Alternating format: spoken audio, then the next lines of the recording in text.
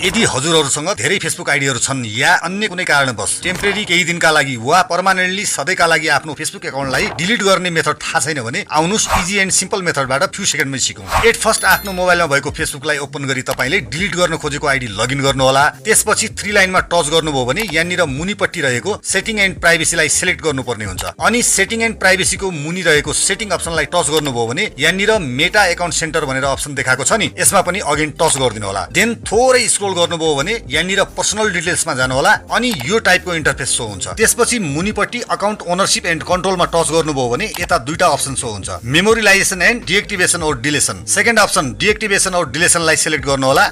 अनि यहाँनिर डिलिट गर्न चाहेको आइडीलाई सिलेक्ट गर्नुभयो भने अगेन दुईटा अप्सन शो गर्छ, deactivate account and delete account. माथिको डिएक्टिभेट भनेको तपाईले केही दिनका लागि टेम्परेरी बन्द गर्न चाहनुहुन्छ भने यो अप्सनलाई यसरी सिलेक्ट गरेर यहाँनिर कन्टिन्यू गर्ने, फेरि थोरै स्क्रोल गरेर अगेन कन्टिन्यू गर्ने, देन यहाँनिर आफ्नो आइडीको पासवर्ड फिलअप गरेर अगाडि बढ्नु होला है त। बट मैले चाहिँ यहाँनिर यो आइडीलाई पर्मानेन्ट बन्द गरेर तपाईहरुलाई देखाउन खोजेको हो। त्यसका लागि ब्याक आएर यहाँनिर सेकेन्ड अप्सन डिलिट अकाउन्टलाई सिलेक्ट गरेर कन्टिन्यू गरे, फेरि यहाँनिर थोरै स्क्रोल गरेर अगेन कन्टिन्यू गर्नुपर्ने हुन्छ। अब यहाँनिर माथि before you delete we may be able to help भनेको छ भने सेन्टरमा यो टाइपको फर्म्याट शो गरेको छ। मतलब तपाईले आफ्नो अकाउन्टलाई डिलिट गर्न कुनै एउटा रिजन दिनुपर्ने हुन्छ, कुनै एउटा सिलेक्ट गर्दा पनि हुन्छ है त। जस्तो मैले चाहिँ यहाँनिर I just need a break select गरेर कन्टिन्यूमा टच गरे, अगेन यहाँनिर दुईटा अप्सन शो गरेको छ, as deactivate instead and no continue with deletion. यहाँनिर नो कन्टिन्यू विथ डिलेसनलाई सिलेक्ट गर्नु होला। अनि यहाँनिर माथि पर्मानेन्टली डिलिट अकाउन्ट भनेको छ नि, थोरै स्क्रोल गरेर मुनि आउनुभयो भने यहाँबाट जस्ट कन्टिन्यू गरिदिनु होला। अब चाहिँ यहाँनिर अघि हामीले डिएक्टिभेट सेक्सनमा जाँदाखेरि पासवर्ड राख्नु भनेको थियो नि, हो यहाँनिर पर्मानेन्ट डिलिट गर्दा पनि पासवर्ड अनिवार्य राख्नु पर्ने हुन्छ।